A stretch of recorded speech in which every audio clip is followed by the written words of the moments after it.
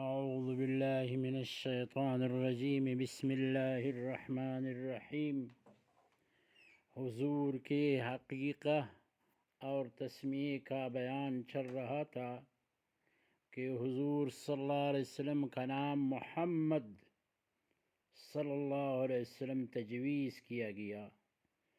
جب اس کے جد امجد عبد المطلب سے پوچھا گیا یہ نام آپ نے کیوں رکھا، انہوں نے کہا اس لیے کہ اللہ جل جلالہ آسمان میں اور اللہ جل جلالہ کی مخلوق زمین میں اس مولود کی حمد و ثنا کرے، اس لیے محمد صلی اللہ علیہ وسلم نام رکھا گیا۔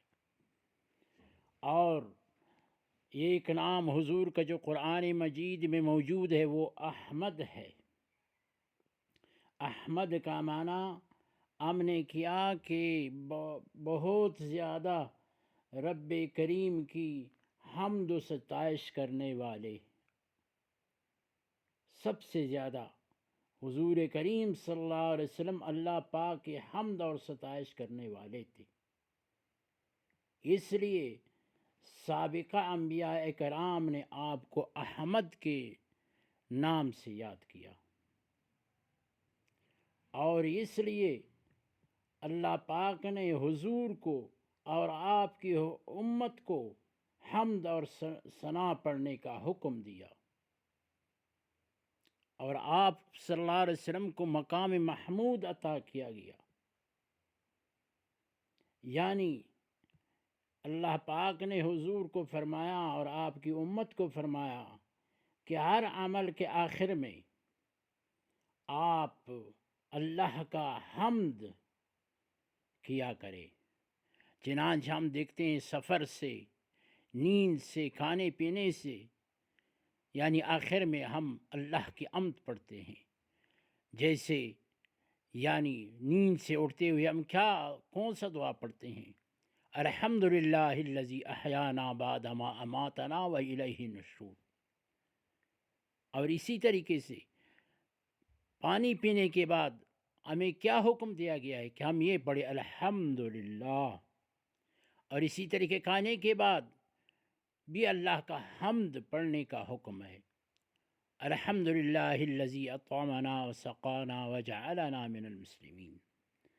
اور سفر سے واپسی کے بعد ہم پڑھتے ہیں آئبون الطائبون عابدون لربنا حامدون، یعنی اللہ کا حمد سفر سے واپسی پر۔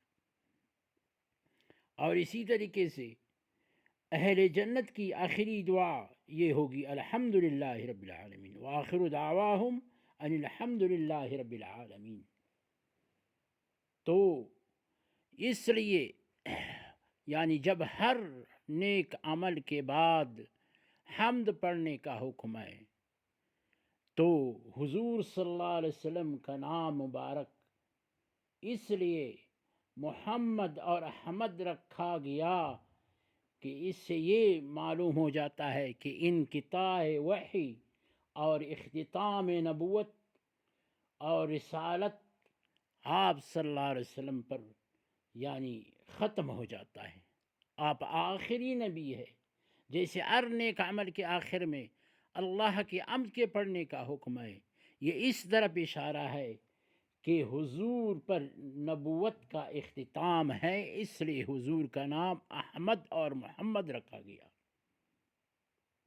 اور ایک روایت میں ہے کہ حضور علیہ السلام فرماتے ہیں میرے 5 نام ہے، میں محمد ہوں، حضور فرماتے، اور میں احمد ہوں، اور تیسرا یہ کہ میں ماحی ہوں یعنی کفر کو مٹانے والا، حاشر ہوں، لوگوں کا حشر میرے قدموں پر ہوگا، اور عاقب ہوں یعنی تمام انبیاء کے بعد آنے والا پیغمبر جو ہوں وہ میں ہوں، حضور علیہ السلام فرماتے ہیں۔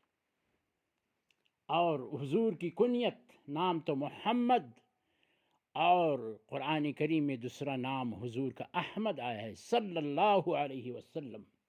آپ کی کنیت حضور صلی اللہ علیہ وسلم کی ابو القاسم یعنی بڑے صاحبزادے کے نام پر ہے، دوسری کنیت ابو ابراہیم۔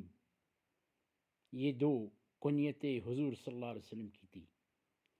اور ختنے کے بارے میں صحیح قول کے مطابق آپ مختون پیدا ہوئے اور ناف بریدہ اور انتہائی نظیف اور پاک صاف، بدن مبارک پر کوئی گندگی نہیں تھی۔ اس کے بعد رضاعت کا بیان ہے کہ حضور صلی اللہ علیہ وسلم کو ولادت با سعادت کے 2-3 روز بعد 4 روز بعد یعنی 4 دن تک آپ کے والدہ ماجدہ نے آپ کو دودھ پلایا۔ پھر آپ کے چچا ابو لہب کی آزاد باندی صوبیہ نے آپ کو دودھ پلایا۔ یہ صوبیہ کو ذہن میں رکھے، یہ باندی ہے ابو لہب کی۔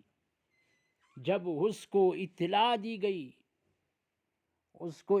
دی گئی ابو لہب کو خوشخبری دی صوبیہ نے حضور کی پیدائش کی، یعنی ابو لہب آپ کے چچا تھے، تو ابو لہب نے اس خوشخبری میں صوبیہ باندی کو آزاد کر دیا۔ اصل میں واقعہ یہ ہوا، جب اس کو آزاد کیا، کہتے ہیں کہ بعد میں ابو لہب جب مر گئے تو خواب میں دیکھا گیا کہ کیا حال ہے، تو وہ کہنے لگے کہ بہت مشکل حال میں ہوں، صرف سر انگشت کی مقدار میں پانی پلایا جاتا ہے، یعنی جس انگشت کے ذریعے سے، جس انگلی کے ذریعے سے اس باندی کو آزاد کر دیا تھا حضور کے پیدائش کی خوشی میں۔ یہ ایک روایت میں ہے، حضرت عباس رضی اللہ تعالیٰ عنہ فرماتے ہیں کہ ابو لہب کو میں نے خواب میں دیکھا، پوچھا کیا حال ہے، کہنے لگے کہ بہت تکلیف میں ہوں، صرف دوشنبے